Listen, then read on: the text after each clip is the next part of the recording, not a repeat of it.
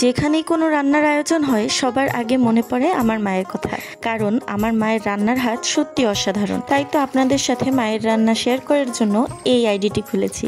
আজ আমার ফুফাতো ভাইয়ের বিয়ের কথাবার্তা চলছিল। তাদের বাড়িঘর দেখতে লোকজন এসেছে। প্রায় 20 থেকে 30 জনের জন্য খাবার আয়োজন করা হয়েছে। সেখানে কয়েক ধরনের রান্নারই আয়োজন করা হয়েছে, আর সব রান্নাগুলো আম্মুই করেছে। তাই আপনাদের সাথে একটা একটা শেয়ার করব। তো প্রথমবার এই মুরগির মাংসটা রান্না করেছিল, তাই এটা এডিট করেছি। এরপর বাকিগুলো আপনাদের সাথে শেয়ার করব। আসলে আমার আম্মুর যে খুব একটা রান্নার চ্যানেল স্টার্ট করার শখ ছিল তেমনটা না, এটা আমি জোরপূর্বকই আম্মুকে দিয়ে স্টার্ট করিয়েছি। তবে আম্মু চেষ্টা করছে এটাতে সফলতা আনার। আম্মু সবসময় বলে কোনো ধরনের মাংস জাতীয় খাবার রান্না করলে মশলাটা ভালোভাবে কষিয়ে নিতে হবে, কারণ আমিও মাঝে মাঝে কিছু কিছু মানুষের রান্নায় কাঁচা মশলার ঘ্রাণ পাই, যেটা তখন তো বলি না, কিন্তু আমি একদমই খেতে পারি না। আসলে মশলার একটা ঘ্রাণ থাকে যেটা ভালোভাবে কষানোর পর অন্যরকম হয়ে যায় এবং কাঁচা অবস্থায় অন্যরকম থাকে। তাই ভালোভাবে না কষানো হলে সেই ঘ্রাণটা আসে তরকারি থেকে, তাহলে একদমই ভালো লাগে না। তাই আমার আম্মু সব সময় মশলাকে অনেক সুন্দর করে কষিয়ে নিতে পছন্দ করেন এবং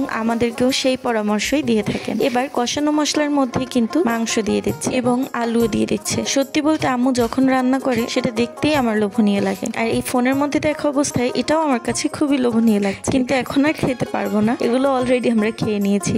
আমরা কিন্তু আমাদের চ্যানেলে প্রতিনিয়ত নিত্য নতুন এলিমেন্ট এবং নতুন নতুন রেসিপি শেয়ার করে থাকি। আপনারা যদি নিত্য নতুন খাবারের সাথে নতুন নতুন এক্সপেরিমেন্ট এবং নতুন নতুন রেসিপি দেখতে পছন্দ করেন, আমাদের চ্যানেলটিকে ফলো করে পাশে থাকবেন এবং লাইক কমেন্ট করতে ভুলবেন না। আল্লাহ হাফেজ।